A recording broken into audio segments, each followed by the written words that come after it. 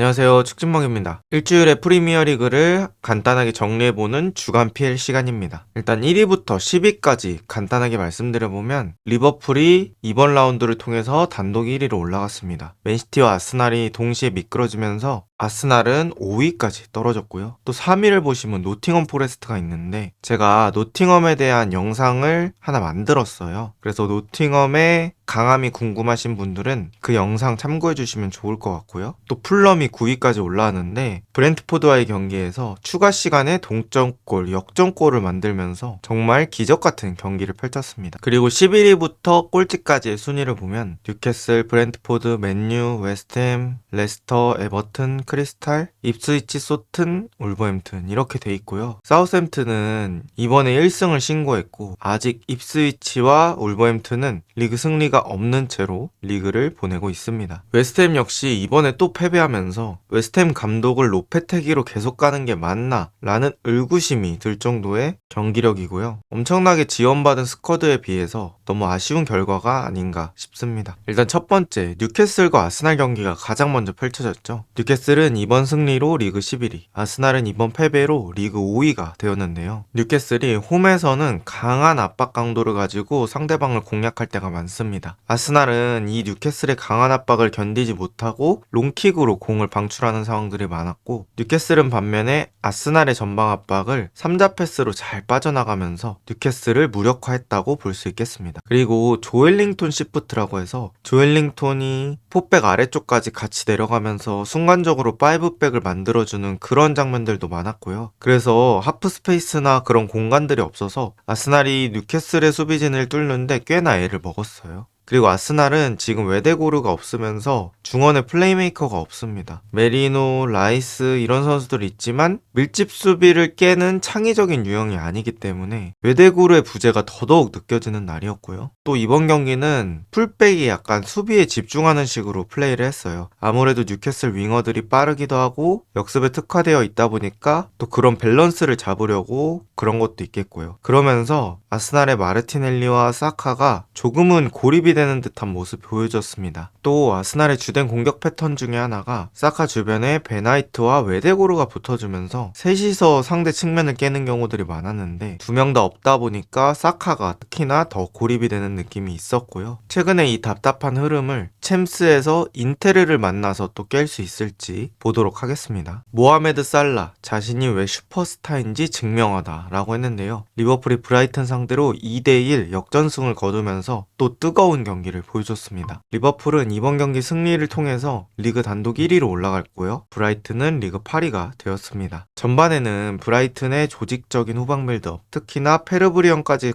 사용하면서 뒤쪽에서 상대를 끌어내고 다시 가운데로 가서 사이드 쪽 미토마나 오른쪽 카디오골루에게 가는 그런 패턴들이 많았거든요. 그러면서 전반전에는 브라이튼이 좀 주도하는 흐름으로 플레이하다가 후반전에 아르네 슬롯의 교체로 인해서 경기 분위기가 완전히 바뀌고 교체 투입된 커티스 존스와 루이스 디아스가 역전골에서 큰 기여를 했습니다. 그런데 아쉬웠던 점, 특히나 전반전에 아쉬웠던 점은 중원에서 상대방의 전진 패스를 너무 쉽게 허용했다는 점들이 있었고요. 특히나 맥칼리스터의 기동력에 저하가 좀 느껴지는 경기였습니다. 상대 공격 수도를 조금 못 따라가는 모습들이 있었는데 그런 것들을 또 어떻게 개선시킬지가 중요하고요. 아놀드의 수비력 얘기 안 할 수 없는데요. 아놀드가 솔직히 지난 시즌보다 킥력이 조금 아쉬워진 건 사실이에요. 하지만 수비력만큼은 그 이상으로 올라온 것 같습니다. 지난 시즌에 본인이 어려움을 겪었던 마르티넬리라든지 미토마 같은 선수들에게 충분히 강한 모습을 보여주고 있고요. 대인 수비가 많이 성장한 모습을 볼 수 있었습니다. 그 다음은 맨시티인데요. 맨시티 든든한 하체는 어디로 가고 이렇게 적었는데 최근에 맨시티 경기를 보면 수비에서 문제가 발생하는 경우가 되게 많아요. 이번에도 본머스한테 2대1로 패배를 했는데 이 경기가 찾아보니까 슈팅은 맨시티가 더 많았는데 빅찬스는 본머스가 6개, 맨시티가 3개라고 하더라고요. 그래서 빅찬스가 2배 차이가 날 정도로 맨시티는 실속 없는 공격을 많이 했었고 본머스는 조금 더 치명적인 공격이 많았습니다. 본머스는 아스날도 잡고 맨시티도 잡으면서 리그 10위, 맨시티는 이번 경기에서 2위로 떨어졌습니다. 일단 이번 경기에서 가장 눈에 띄었던 건 카일 워커의 기동력이 많이 떨어졌다고 느꼈어요. 특히나 상대 윙어 세메뇨한테 정신을 못 차리는 모습을 보여주면서 이제는 정말 카일 워커의 진정한 대체자가 필요한 게 아닌가라는 생각이 듭니다. 지금 리코 루이스가 있긴 하지만 이 리코 루이스가 저는 완전히 수비적인 풀백보다는 조금 미드필더 성향의 풀백이라고 생각을 하거든요. 그래서 리코 루이스가 전성기 워커의 수비력까지 가져갈 수 있을지 이런 것도 기대가 되는 부분이고요. 필 포든의 부진이 좀 심해지는 것 같습니다. 첫 실점 장면에서도 포든이 수비를 하다가 대인 수비가 뚫려서 실점의 결정적인 원인을 제공했고요. 또 포든이 플레이하는 거 보면 일단 본머스전에서 느껴진 거로는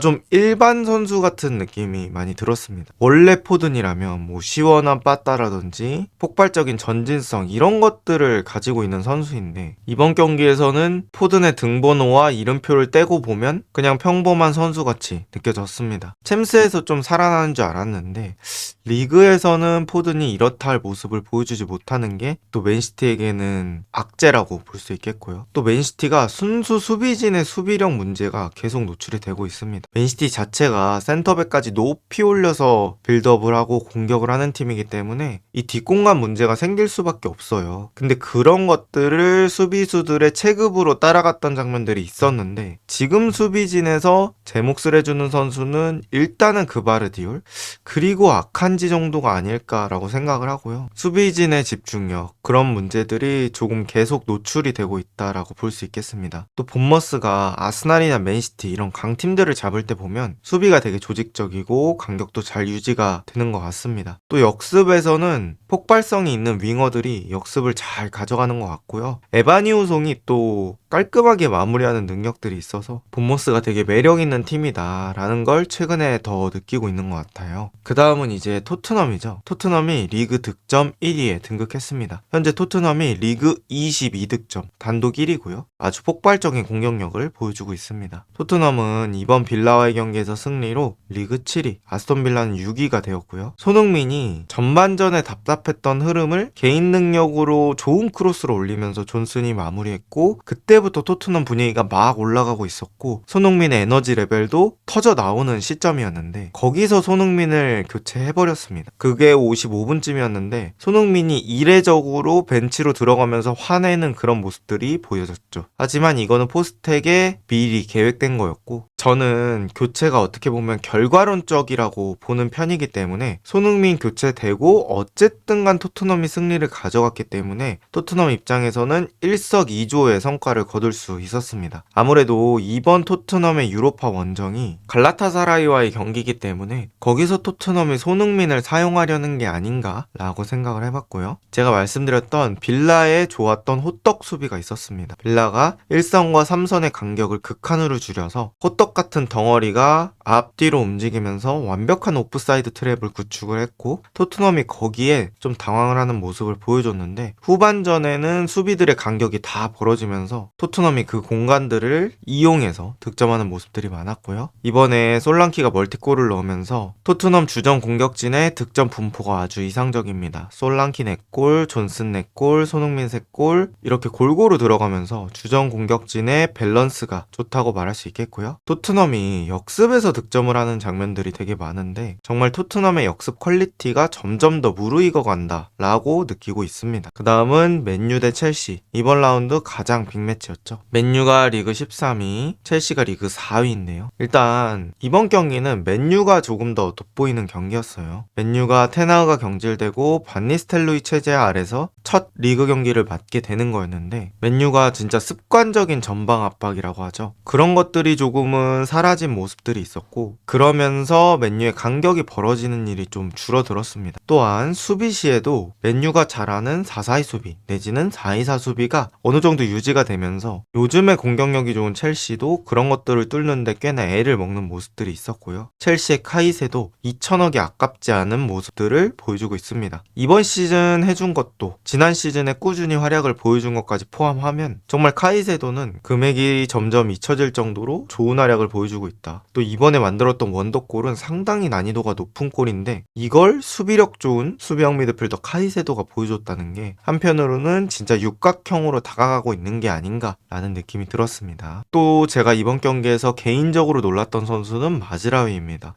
마즈라위가 진짜 엄청나게 좋은 수비력을 보여줬어요. 첼시의 윙어들을 제대로 묶어내는 모습들을 보여줬고, 만약에 가르나초급의 실수가 수비수로 치환해서 생각을 해보면 거의 자책골을 넣거나 아니면 골키퍼에게 백패스를 했는데 그게 상대 공격수에게 가는 급의 실수였거든요. 그래서 가르나초의 실수들이 많이 아쉬웠다라고 느껴지고요. 가르나초가 아무리 어리더라도 맨유가 다시 성장하는 데 있어서는 가르나초의 결정력과 마무리 이런 것들이 꼭 필요합니다. 그래서 아모림이 온다면 가르나초가 어떻게 개선될 수 있을지 또 그런 부분들을 한번 기대해 보겠습니다. 자, 이렇게 프리미어리그 주간 경기들을 잘 정리를 해봤고요. 이 선두 싸움이 이번 주에 되게 많이 바뀌었고 또 프리미어리그 팀들 간의 승점 격차가 그렇게 많지가 않아서 더 재밌어지는 프리미어리그가 되는 것 같습니다. 오늘 영상은 여기까지고요. 비슷한 영상이 궁금하시다면 구독 부탁드립니다. 좋은 하루 되세요.